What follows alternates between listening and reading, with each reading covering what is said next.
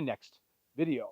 Today, I want to talk to you about a very, very important question, one of the most important questions for us nomads.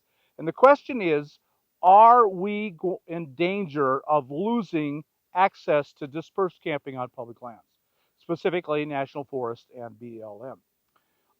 There is so much going on in our world, and there is so much chaos that there is a lot of fear about that right now. Specific questions that I get pretty often are one, all the land that was closed in COVID, will we get it back? Have we got it back? Will we get it back? Another really, really big question is, what about wildfires? Really important question.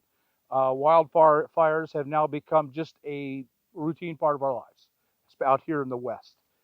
And the third and most important question is, are the feds closing dispersed camping? It's all over. I hear about this area being closed and that area being closed. We'll talk specifically about the Coconino National Forest, because if you come to Arizona, and you've probably been there before, but that's just an example. It's going on all over the place. So are we in danger of the National Forest Service or BLM closing dispersed camping to everyone? Is it just going to disappear, period?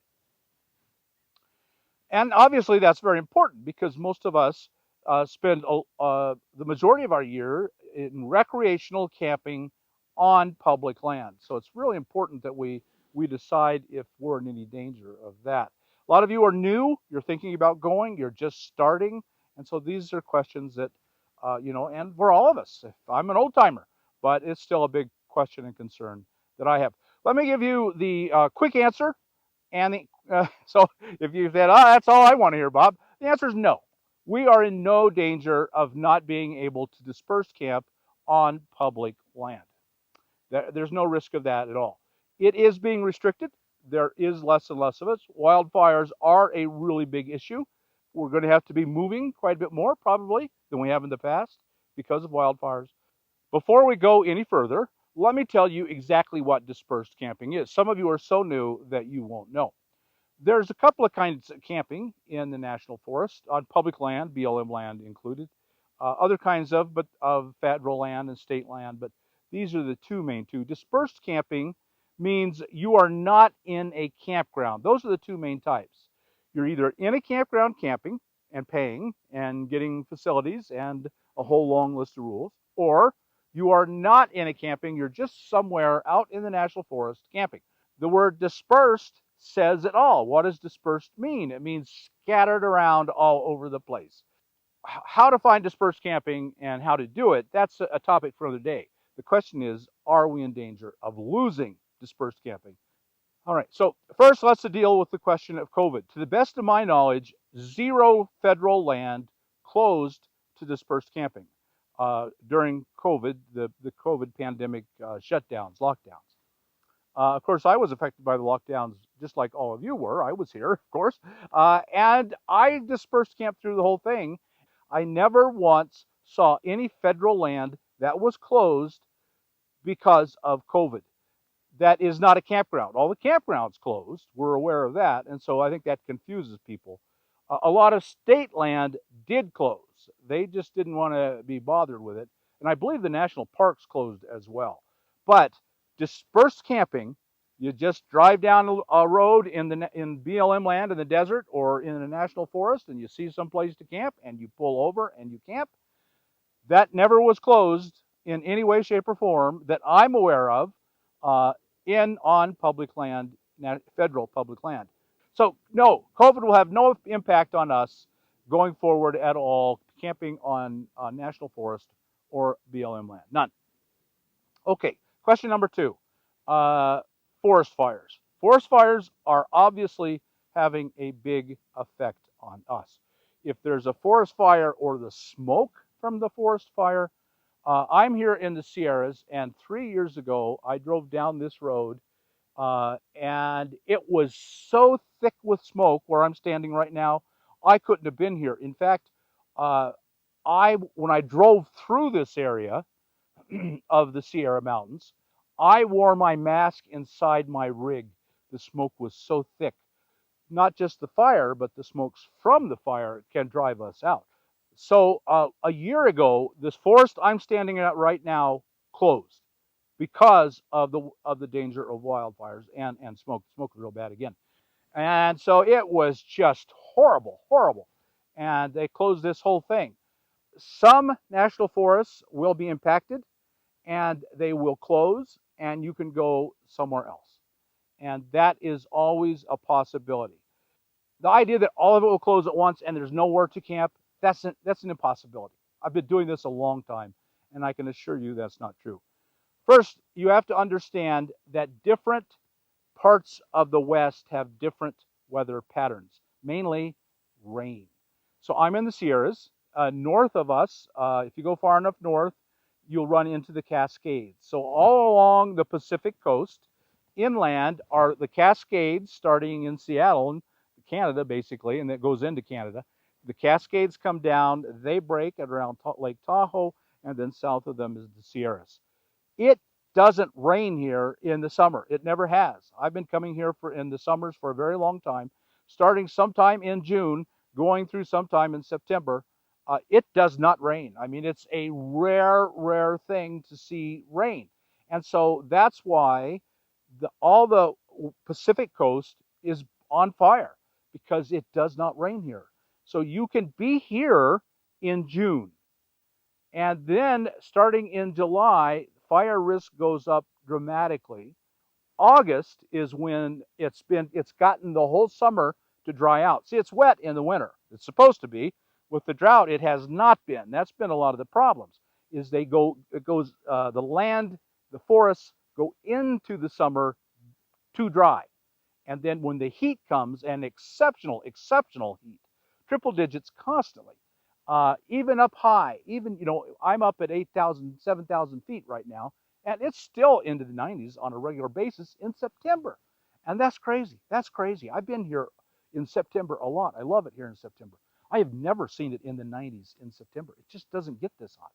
This is climate change, folks, and I don't care what you say. This is climate change. I mean, you have to be I can't imagine what goes on in your mind not to think the climate and disasters are not changing. But if you don't believe that, that's fine. I'm not going to try and change your mind. It's getting hotter. I don't know. It's just getting hotter. There are more forest fires. There are more droughts. There are more floods. And those are all scientists have been saying for the last 50 years. That's exactly what was going to happen. It is what's happening. The only thing the scientists have gotten wrong is it's happening sooner and worse than they had predicted.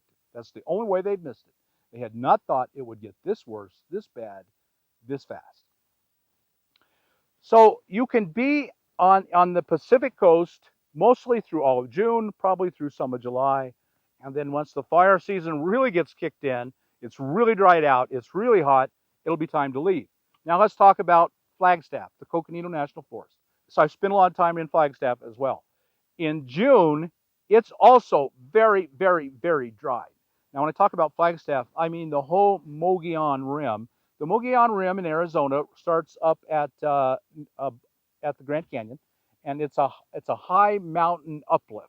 It's about 7,000 feet and up to 9,000 and more feet, and it's like a banana, and it runs across the top of Arizona and into New Mexico.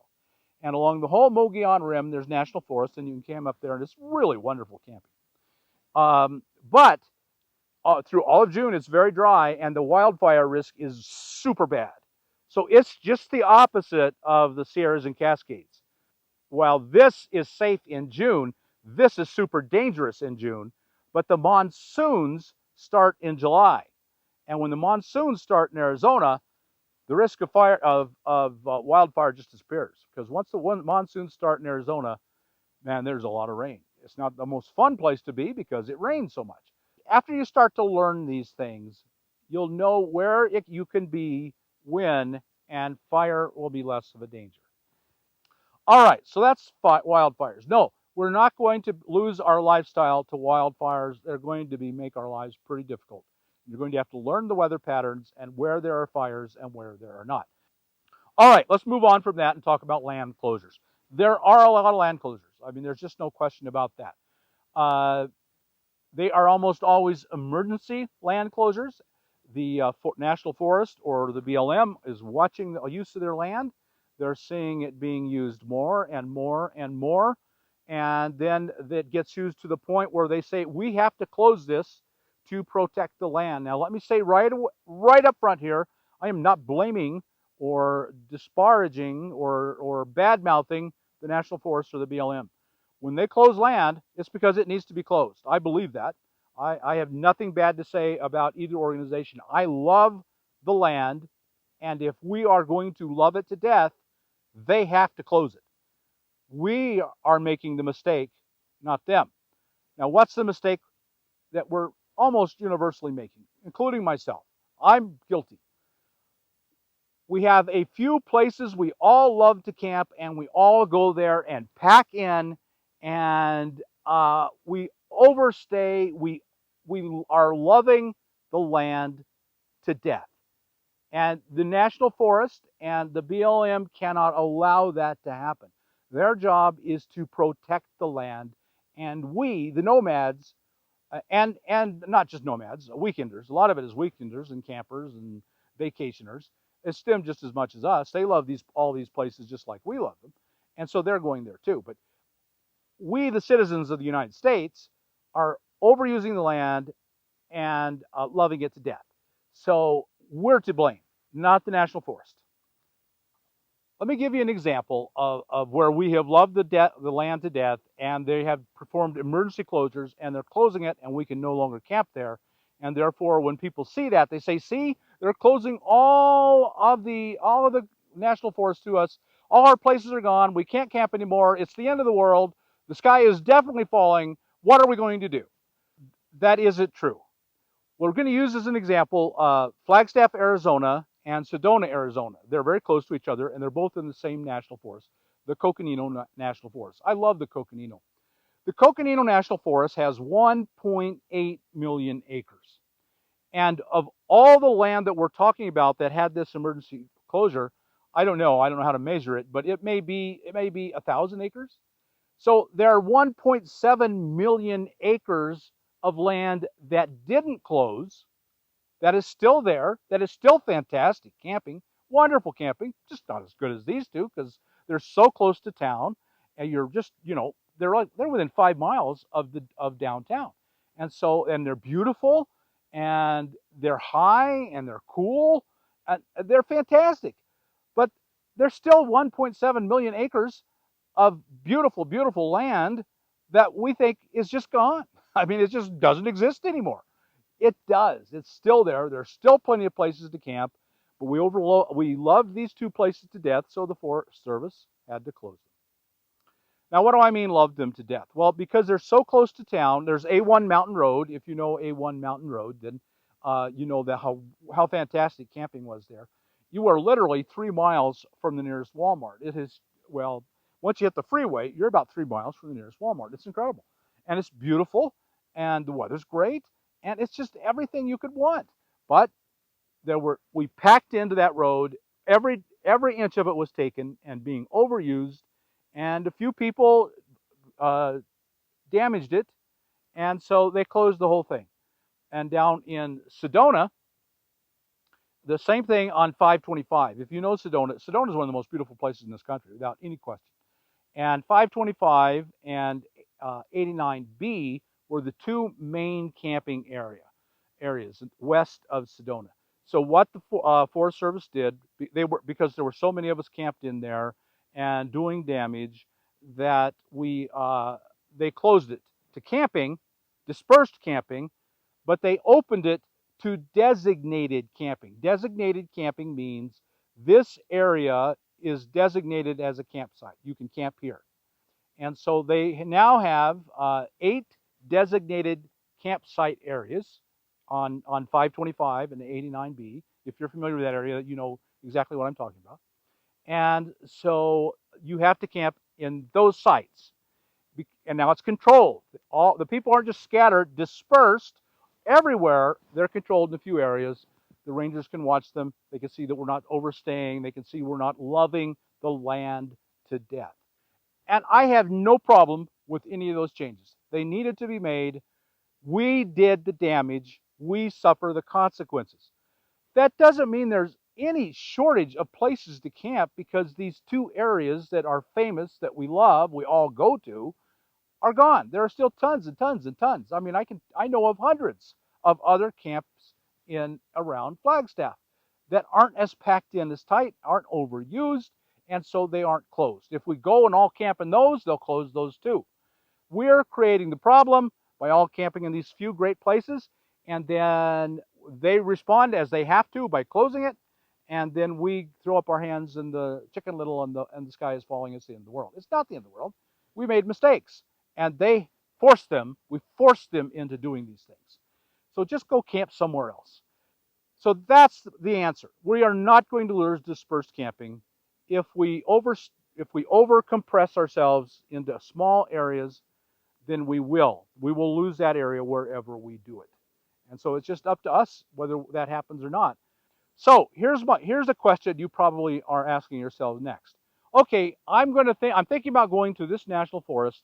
How will I know if it's open, if it's been closed to the fires? They are closing national forest fires. Where I'm standing was closed either last year or the year before, I forget. They closed this. You could not come and camp here. It would have been illegal.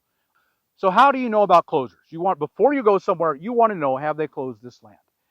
Every national forest, when they put out an order, they will put out it will be in writing with maps, almost always with maps, and it will tell you exactly what's going on, why they've done it, and where it is, and how long it is. All that information is there. All you have to do is go search on the name of the national forest you want to go to. Say I'm going to Utah, the Ashley National Forest. All I have to do is type into any search bar Ashley National Forest.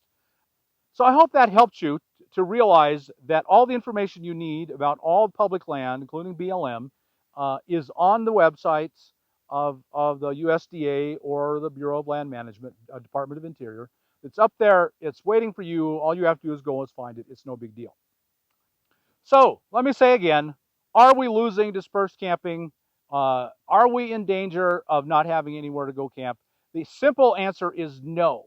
There is no risk of that whatsoever. It's not going to happen. Or it's not going to happen anytime soon. Our job is to not go to the very best, most popular places, go to the places where there aren't a lot of people, and then we will be in no danger of losing any land whatsoever. We make those choices. The National Forest is not our enemy, and they are not making those choices unless we force them to. Okay, I'd love to hear what you have to say. Do you know of any other closures that you would like us to know about and alert people to? If you'd leave that below, I'd be really, really, really grateful to you.